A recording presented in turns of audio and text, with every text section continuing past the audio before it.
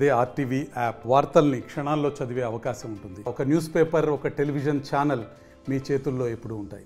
అనంతపురం జిల్లా కళ్యాణదుర్గం నియోజకవర్గం టీడీపీ అభ్యర్థిగా అమిలినేని సురేంద్రబాబు చంద్రబాబు నాయుడు అనౌన్స్ చేసిన నేపథ్యంలో ఇక్కడ పెద్ద ఎత్తున బాణాసంచా కాల్చి సంబరాలు చేసుకుంటున్నటువంటి పరిస్థితి. ఇక్కడ ప్రత్యేక పూజలు కూడా నిర్వహించినటువంటి నేపథ్యంలో ఇక్కడ మనతో పాటు అమిలినేని సురేంద్రబాబు ఉన్నారు. ఏం చెప్తారు ఆయన మాట్లాడిన ప్రయత్నం? సార్ ఏంటి సార్ ఈ అనౌన్స్ చేయడం వల్ల ఏం చెప్తారు సార్? ఈరోజు మా అధ్యక్షుడు, పార్టీ అధ్యక్షుడు నన్ను కళ్యాణదుర్గం నియోజకవర్గ అభ్యర్థిగా ప్రకటించడం జరిగింది. ఎందుకంటే నేను ప్రజాసేవలోకి వెళ్ళాలని మొదటిసారిగా నిర్ణయించుకున్న ప్రత్యక్ష ప్రజాసేవలో ఇంతకుముందు పరోక్షంగా ఉండేవని ప్రత్యక్షంగా ఇప్పుడు వెళ్తున్నా. అక్కడ ప్రజల ఆశీస్సులు అందరితో పొంది నేను ప్రజలకి, నియోజకవర్గానికి అంతా మంచి చేయాలని సంకల్పంతో నాకు అక్కడ కళ్యాణదుర్గం నియోజకవర్గం టికెట్ ఇవ్వడం జరిగింది. అలాగే పవన్ కళ్యాణ్ గారికి మరియు లోకేష్ గారికి, అచ్చెన్నాయుడు గారికి అందరికీ నా ధన్యవాదాలు తెలియజేస్తున్నా. అలాగే ఇప్పుడు ఉన్న మన కళ్యాణదుర్గం నియోజకవర్గంలో ఎన్నో ఏళ్ళ నుంచి ఉన్న హనుమంతరాయ చౌదరి గారి ఆశీస్సులతో, అలాగే ఉన్న మహేశ్వర నాయుడు గారి, ఉమామహేశ్వర నాయుడు గారి సహకారంతో ఈ ఎన్నికల్లో అందరినీ కలుపుకొని ముందుకెళ్తానని తెలియజేస్తున్నా. పార్టీ నాయకుల్ని, కార్యకర్తలను అందరినీ సమిష్టిగా ప్రజలు విజయం సాధించడానికి వాళ్ళ సహకారం తీసుకొని ముందుకెళ్తానని తెలియజేస్తున్నా. సార్ ముఖ్యంగా గతంలో అమిలినేని సురేంద్రబాబు చేసిన సోషల్ సర్వీస్ మీదనే ఈ టికెట్ వచ్చిందని అనుకుంటారు. అంటే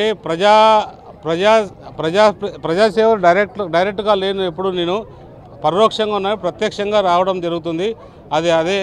అది కూడా ఒక కారణం అయి ఉండొచ్చు.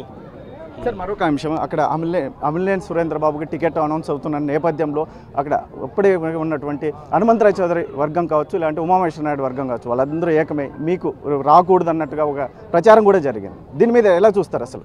అలాంటిది ఏం లేదు. అదేదైనా ఉన్నా హైకమాండ్ చూసుకుంటుంది. పార్టీ అధ్యక్షుల వారు దాన్ని ఏదనేది వాళ్ళే నిర్ణయిస్తారు.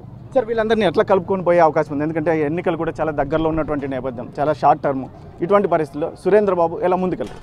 వాళ్ళకి చాలా ప్రేమ ఉంది పార్టీ మీద. ఖచ్చితంగా అందరూ కలిసిమెలిసి వెళ్తాము, అందరూ కలిసికట్టుగా పనిచేస్తాము. వాళ్ళకి ఏదైనా పార్టీ రాష్ట్ర నాయకత్వం వాళ్ళ గురించి చర్చించి వారికి ఏంటి అనేది వాళ్ళు తెలియజేస్తారు. సార్ ఫైనల్గా జిల్లా వ్యాప్తంగా ఎన్ని సీట్లు తెలుగుదేశం పార్టీ కైవసం చేసుకునే అవకాశం ఉంటుంది? 14 సీట్లు వస్తాయి. ఏదైతే ఉందో అమిలినేని సురేంద్రబాబు చెప్తున్నటువంటి విషయం, ముఖ్యంగా ఏదో ఉందో సోషల్ సర్వీస్ అనేది కాదు, ఇప్పుడు ఈ మధ్య కాలంలో నేను నిర్ణయించుకున్నటువంటి నేపథ్యం, గతంలో ఇండైరెక్ట్గా చేసిన సర్వీస్, అందులో ఇప్పుడు డైరెక్ట్గా రావాలని చెప్పేసి ముందుకు వచ్చిన నేపథ్యంలో చంద్రబాబు నాయుడు గుర్తించి సీటుని కేటాయించిన నేపథ్యంలో ఖచ్చితంగా అక్కడ వర్గాలను కూడా కలుపుకొని వెళ్తాను. అందులో ముఖ్యంగా ఏదైతే ఉందో అధిష్టానం కూడా దీని మీద ఖచ్చితంగా చర్యలు తీసుకుంది. ఇటువంటి పరిస్థితుల్లోనే ఖచ్చితంగా రానున్న ఎన్నికల్లో విజయం సాధించబోతున్నామని సురేంద్రబాబు వైపు చెప్తున్నటువంటి నేపథ్యంలో జిల్లాలో 14 సీట్లు కూడా గెలవబోతున్నామని ధీమా వ్యక్తం చేస్తున్నటువంటి పరిస్థితి. కెమెరా పర్సన్ సుధాకర్తో చల్లకి నాయుడు, ఆర్టీవీ, అనంతపురం జిల్లా.